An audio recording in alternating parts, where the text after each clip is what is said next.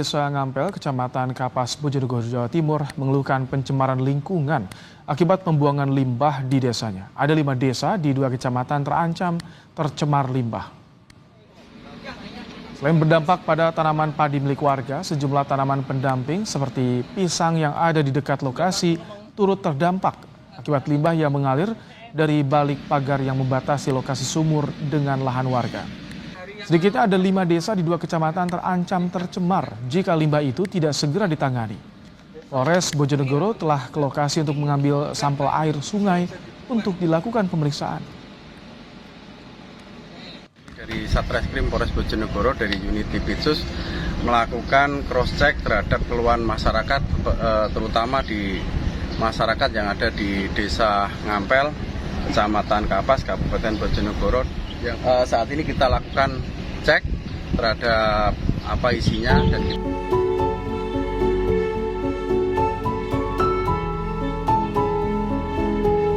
berarti kita ini masyarakat Indonesia ini hanya merdeka penjajahan bangsa luar, tapi di balik itu dijajah oleh pemerintahnya sendiri.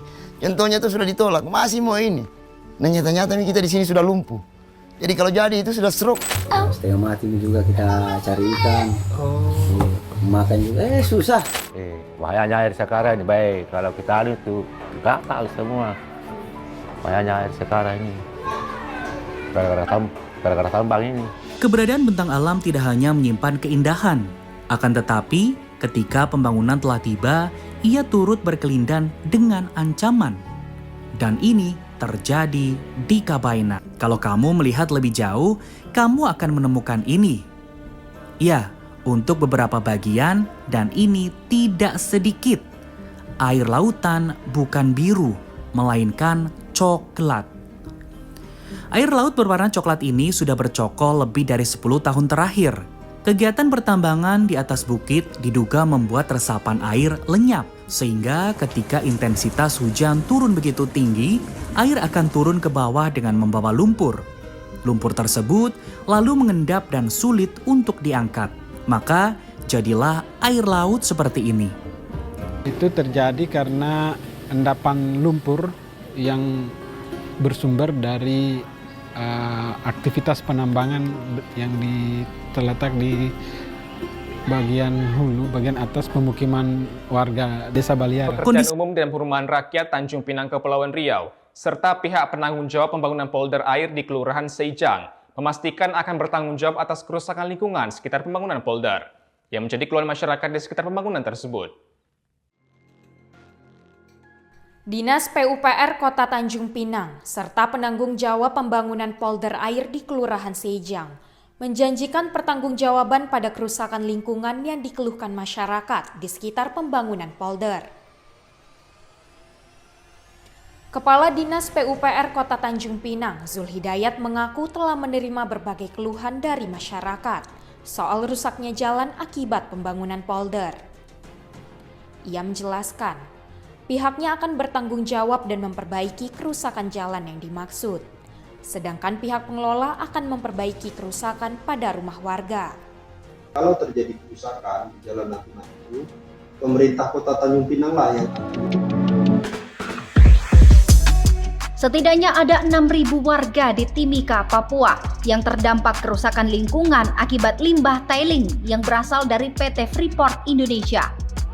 Persoalan ini dibahas dalam rapat dengar pendapat umum Komisi 4 DPR RI dengan DPR Papua dan aktivis di gedung DPR RI pada Rabu 1 Februari 2023 kemarin.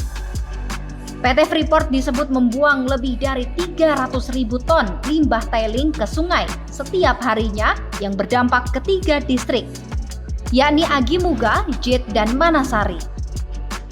Akibatnya sungai tercemar, krisis air, ikan dan sumber makanan lain mati hingga penyakit kulit menular dan mematikan. Kami menemukan terdapat persoalan di areal Freeport terkait dengan pendangkalan yang terjadi di muara-muara. Kalau belum ada perusahaan kan sungai kami tidak begini, tercemar.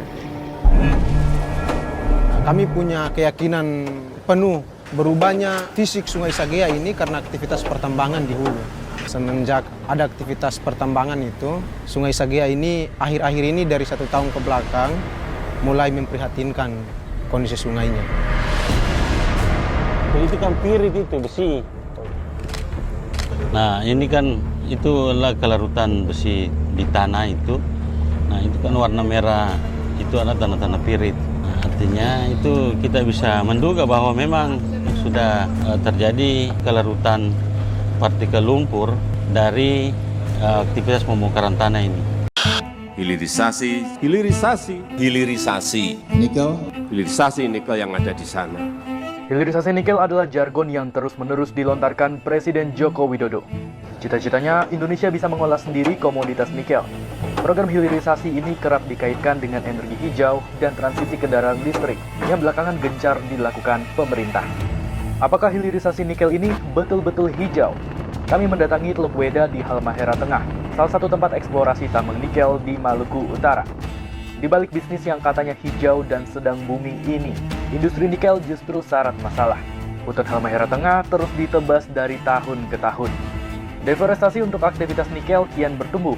Dugaan pencemaran mengerucut ke WBN yang punya konsesi terluas. Citra satelit ini menggambarkan keterhubungan itu. Garis ini adalah aliran Sungai Sagea. Sementara ini adalah konsesi tambang nikel milik WBN. Kamu bisa lihat aktivitas di hulu ikut mempengaruhi pencemaran di Sungai Sagea.